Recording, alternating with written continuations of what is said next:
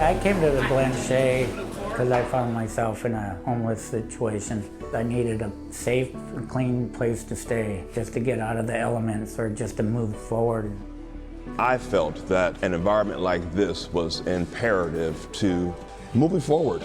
I had to build some bridges with some guys who understood what I've gone through, where I'm going, how I feel. The challenges for an addict are pretty distinct. For me, this has been a very healing place.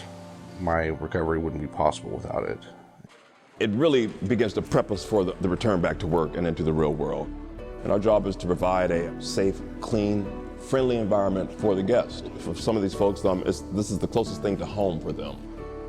What I like about my position, just a warm feeling I get from helping others out. I just enjoy a smile and a sincere hello. I'll just try to brighten their day, because that in turn brightens my day. If you're having a rough time, you have a bad situation, made some poor choices, this is a safe, clean, sober living area that you could come into, and I don't know of any other place around here like that. It's an important element of our residential program that for the first 3 months, our residents, whether it's here in the downtown location or at Blanchet Farm, work the program and provide essential services for us. I think number one, we're helping them to develop the soft skills that will put them on stronger footing when they leave Blanchet House and they re-enter employment and permanent housing. But it also allows them to experience the feelings one gets from providing service to others in need. The ability to come here, if you're coming off the street or you've been homeless for a while, is the ability to lay down that worry of where am I going to sleep, where am I going to eat, where am I going to shower. I don't think people fully understand what it must feel like to have to sleep on top of your backpack so somebody doesn't steal it. Living here at no charge for 4 months while you're working gives you the ability to save enough money to financially get back on your feet.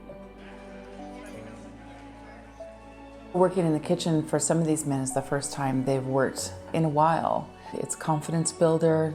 It's a reminder that they have skills, that they're teachable, gives them purpose. But I think the bigger benefit can be that they're serving other homeless folks. It's humbling. It makes them feel like they're contributing. And I think just overall, it contributes to their recovery. It's nice to be served, and it's nice to, come and sit down and relax.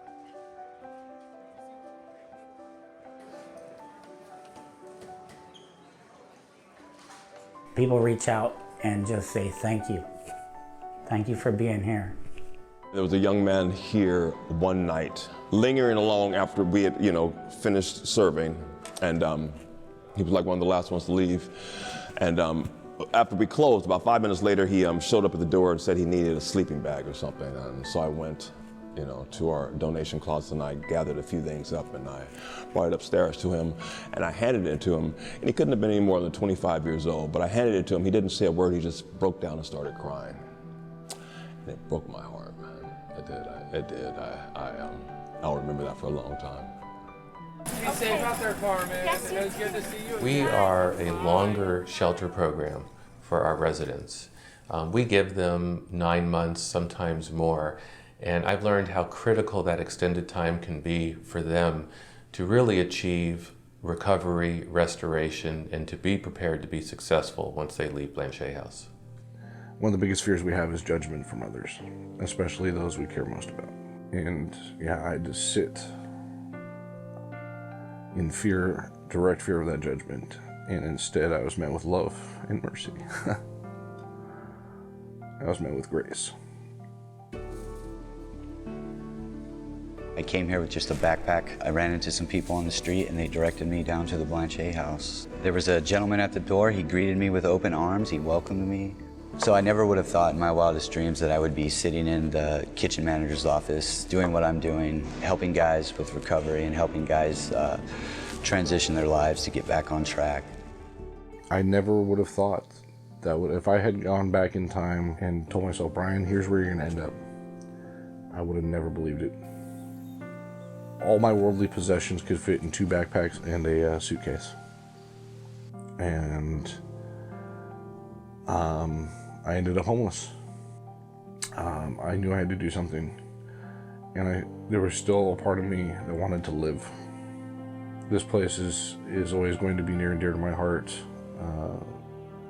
for the rest of my life. You know, I owe a big piece of gratitude and appreciation, more than I could probably ever show, for what this place has done for me. Saved my life. Saved my life. Everyone has a name, everyone has a story, and everyone matters to God. If everybody matters to God, then they matter to us.